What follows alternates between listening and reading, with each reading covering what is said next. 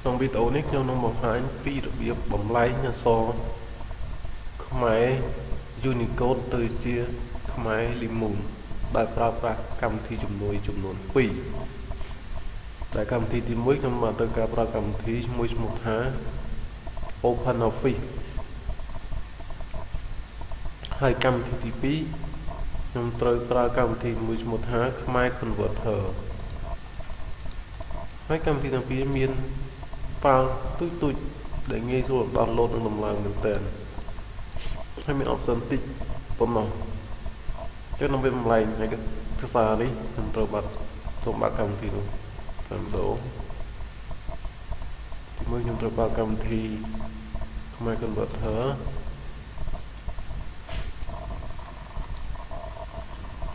ខ្ញុំសូម minimize ទុកសិនទី2ខ្ញុំសូមបើកកម្មវិធី OpenOffice version 4.0.1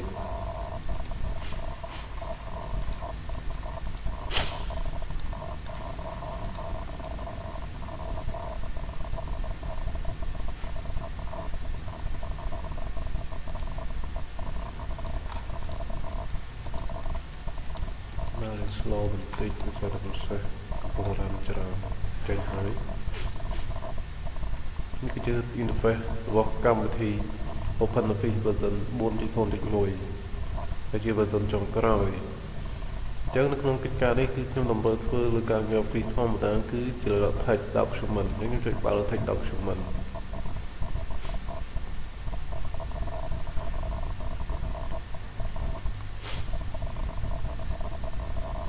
បន្ទាប់មកបញ្ចេញ interface បែបនេះអញ្ចឹងខ្ញុំសូម minimize ដើម្បីទៅ copy font ដែលមានលក្ខណៈ Unicode មកដាក់ព្រោះខ្ញុំចាំបាច់វាចំណាយពេលវាបញ្ចូលយូរទេអញ្ចឹងនេះជា font Unicode ដែលខ្ញុំត្រូវការបំលែងដូចជា Limon អញ្ចឹងខ្ញុំ select font របស់នេះហើយ copy ចេញយកមកហើយខ្ញុំ copy ខ្ញុំ close ចេញវិញហើយខ្ញុំផាសចូលទៅក្នុងកម្មវិធីខ្មែរ OpenOffice បើកហើយខ្ញុំសូមបោះ highlight ចេញវិញ no fill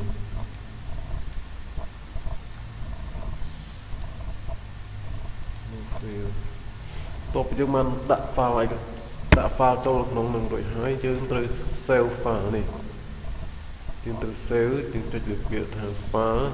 ហើយលើពាក្យថា save as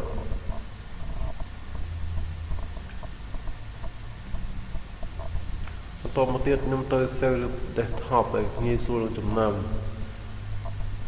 លក្ខណៈផ្សេងរបស់ខ្មែរ OpenOffice ពេលដែលយើង save ឈ្មោះដាច់ខាតត្រូវតម្រូវឲ្យសរសេរឈ្មោះជាភាសាអង់គ្លេសមិនអនុញ្ញាតឲ្យសរសេរជាភាសាខ្មែរឡើយព្រោះតែយើងសរសេរជាភាសាខ្មែរពេលយើងប្រើរក file ជាមួយវាមិនចូលបំលែងគឺវាអត់ស្គាល់ទេអញ្ចឹងយើងត្រូវសរសេរឈ្មោះជាភាសាអង់គ្លេសឈ្មោះអ្វីក៏ដោយតែយើងងាយចំណាំនិងងាយស្រួលទាញយកបន្តមកទៀត save file as type save file as type នេះយើងដាច់ខាតទៅសរសេរជា file ដែលមានអត្ថន័យថា ODT នេះគឺជាអត្ថន័យមួយនេះទៅនេះមួយគត់អញ្ចឹងខ្ញុំ take លើពាក្យ ODT ហើយពាក្យថា save អញ្ចឹង file បាន save រួចហើយខ្ញុំសូមបិទចេញវិញនេះជាអត្ថន័យឬក៏ខ្ញុំអាច rename វាចេញដាក់ឈ្មោះថា ODT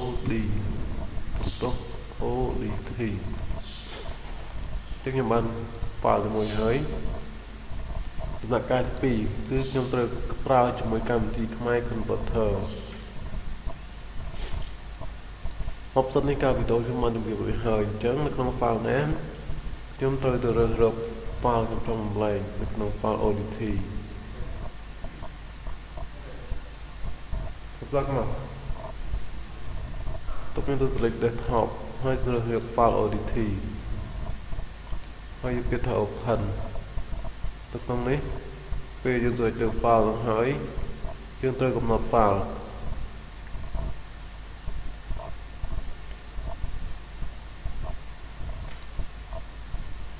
file name ODT ហើយចូលពាក្យថា open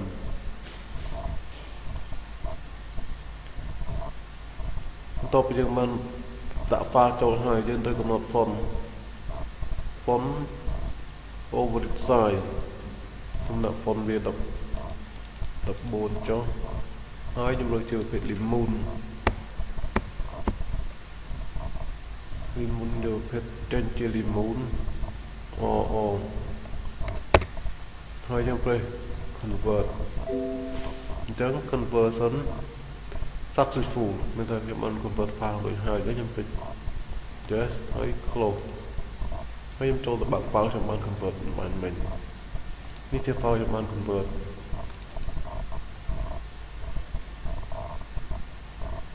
ចុចពាក្យ OK ពាក្យថាចេះបាទនេះគឺជាកម្មវិធីដែលខ្ញុំបាន convert បានមិញប៉ុន្តែខ្ញុំសូមថែម font បន្តិច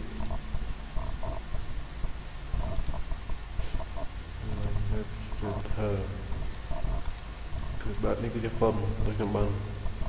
convert ពី file Unicode មក Lemon អញ្ចឹងពេលខ្ញុំបានបែងចែកហើយនេះគ្រាន់ជាឧទាហរណ៍ខ្លីៗងាយយល់ប៉ុណ្ណោះចុះបើសិនជាឯកសារយើងដែលមានច្រើនទំព័រ